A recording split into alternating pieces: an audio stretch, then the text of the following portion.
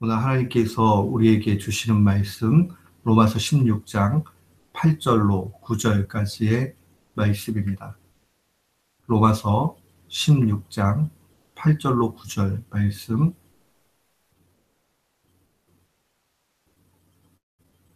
우리 같은 마음으로 봉독토록 합니다. 또 주 안에서 내 사랑하는 암블리아에게 문안하라. 그리스도 안에서 우리의 동역자인 우르바노와 나의 사랑하는 스타그에게 문안하라. 아멘. 저는 오늘 본 말씀을 통해서 하나님의 사랑은 차별이 없다라는 제목으로 주의 말씀을 선포하도록 하겠습니다. 예수님께서 이 땅에 계실 때에 수많은 파격적인 말씀을 하셨습니다. 그 말씀 가운데 하나는 마태복음 21장에 기록되어져 있는 말씀입니다.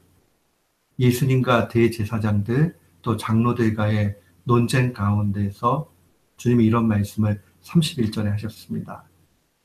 예수께서 저희에게 이르시되 내가 진실로 너희에게 이르노니 세리들과 창기들이 너희들보다 먼저 하나님의 나라에 들어가리라. 참 의미심장하고 파격적이다 못해 깜짝 놀랄 말씀이죠.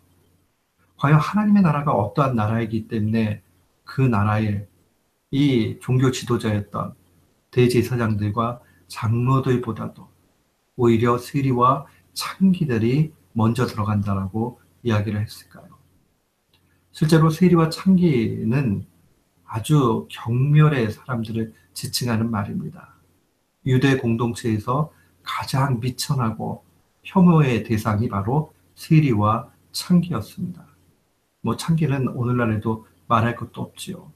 세리들은 정말 로마 정부의 그 뒷배경 속에서 합법적으로 유대인들에게 착취를 했던 그러한 세금을 걷는 사람들 아닙니까?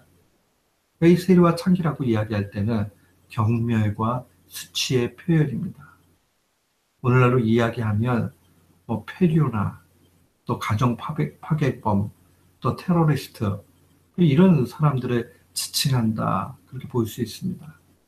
때로는 이렇게 아주 나쁜 사람들이 아니라 손치더라도 가난하고 못 배우고 아무것도 가지고 있지 않는 그런 사람을 이야기할 때에 세리와 창기로 표현을 합니다.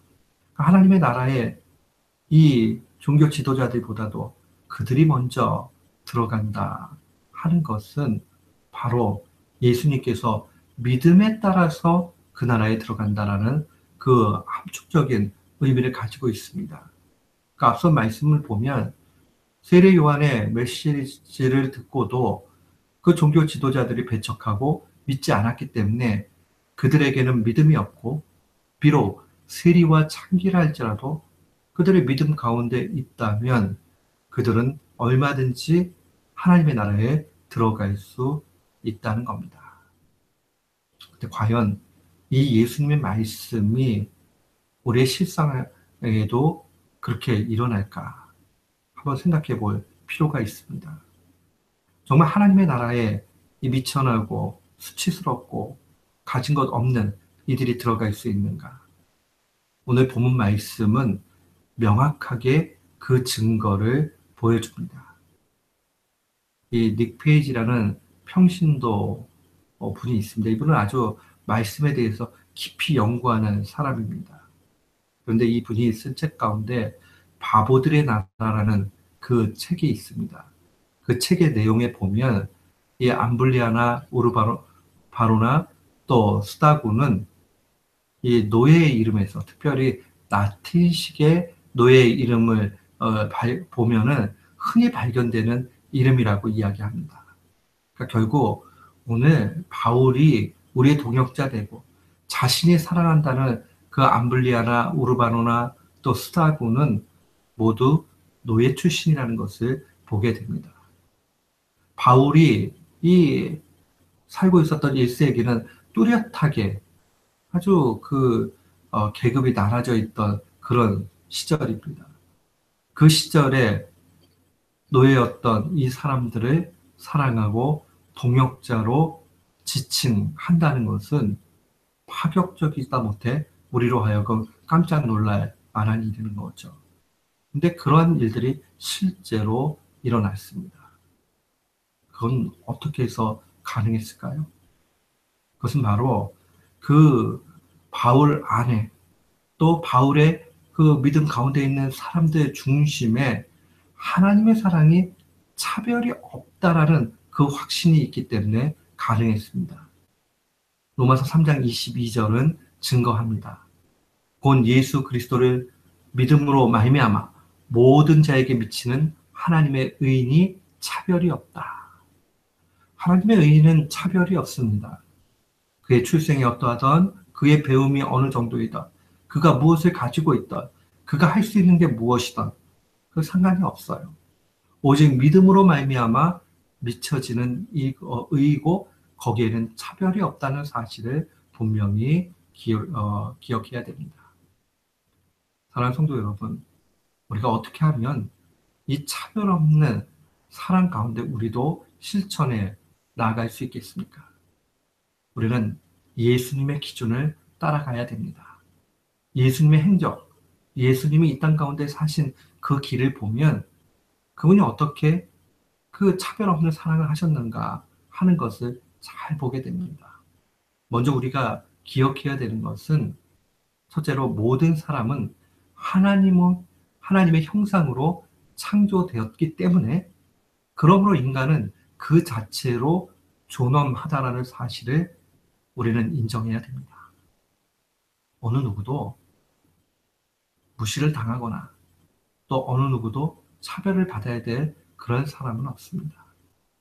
우리가 1차적으로 생각을 해야 되는 것은 모든 인간이 하나님의 형상으로 창조되었기 때문에 하나님의 택하심, 그 택하심은 우리가 알 길이 없지요. 그렇기 때문에 모든 이가 택임을 받았다라고 전제해야 됩니다. 그렇게 나아갈 때에 차별이 없게 됩니다. 연약한 사람이나 부족한 사람이나 가지고 있는 자나 또 없는 자나 배운 자나 못 배운 자나 상관없이 그 중심에 하나님의 형상이 있고 그 자체로 존엄하다 하는 것을 기억해야 됩니다. 이것은 보편 진리입니다. 예수님은 차별 없이 그렇게 사셨습니다. 따라서 우리도 그런 차별 없이 나가야 한다 하는 것을 기억해야 됩니다. 예수님의 곁에는 관원이었던 니고데모도 있었고 또 거지였던 나사로도 있었다는 사실 기억해야 됩니다. 왜 가능합니까? 그들 속에 하나님의 형상이 있기 때문에 그러합니다. 또한 이 차별 없는 사랑을 우리가 하기 위해서 두 번째 기억해야 되는 것은 예수님은 언제나 연약한 사람들, 소외된 사람들, 또 아이들 편에 계셨다는 것을 기억해야 됩니다. 예수님이 갈등을 겪은 사람들은 모두가 한결같이 강한 사람들이었지 약자와 논쟁하신 법이 없습니다.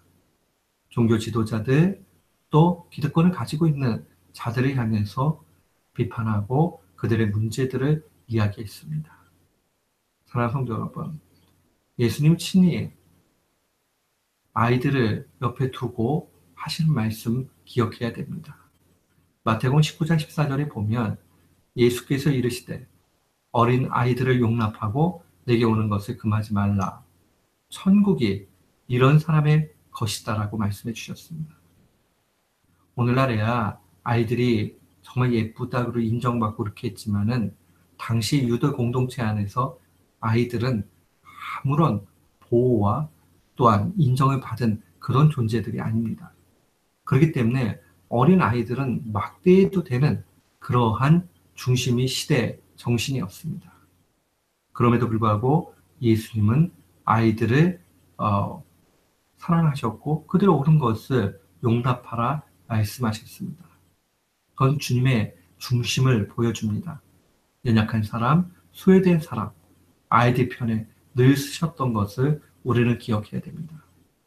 그런 의미에서 우리가 강자에 대해서 저항할 수 있으나 약자에 대해서 동시에 보호해야 한다는 그 사실을 기억해야 됩니다. 마지막으로 예수님께서 차별 없는 사랑을 하실 수 있었던 것은 그가 이 땅 가운데 계실 때에 심판자의 자리에 앉지 않으셨다는 것을 기억해야 됩니다. 예수님의 십자가는 회개하는 모든 사람들을 용납합니다. 예수님께서 그 양편에 있던 십자가에 같이 달린 강도들을 바라보고 회개하는 한 강도를 향해서 오늘 밤 네가 나와 낙원했다 라고 말씀하신 그 말씀을 기억해야 됩니다. 흉악한 강도라도 회개하는 심령에게 은택이 또 은혜가 임한다는 사실을 기억해야 됩니다. 우리가 이러한 마음으로 살아갈 때 우리는 차별 없는 사랑을 할 수 있습니다. 사랑하는 성도 여러분, 우리 모두가 한번 말씀 앞에 자문해 봐야 됩니다. 나는 그리스도 안에서 많은 이들을 사랑하고 있는가? 나와 생각이 다르고 입장이 다르고 나를 반대하고 나를 힘들게 하는 그 사람들을 사랑하고 있는가? 나는 사랑 가운데 껄끄러운 사람을 동력자로 인정하고 있는가? 우리가 우리 자신도 다 마음에 들지 않는데 우리와 생각과 배경과 또 입장이 다른 사람들과 다 맞아간다 하는 것은 불가능합니다. 우리가 기억해야 되는 것은 우리가 주님의 사랑 때문에 그 모든 것을 용납하고 가야 한다는 겁니다. 우리가 때때로는 서로에게 대해서 권면하고 비판할 수 있습니다. 그때 기억을 해야 되는 것은 우리가 사랑의 마음 가운데서 하는 것인가 여부를 기억해야 됩니다. 오늘 이 말씀을 마음에 간직하면서 하나님의 사랑이 차별이 없고 또한 하나님의 은혜가 한이 없다는 사실을 기억하면서 오늘 하루도 사랑 가운데 실천하며 승리하는 귀한 교우들 되시기를 주님의 이름으로 축원합니다. 아멘.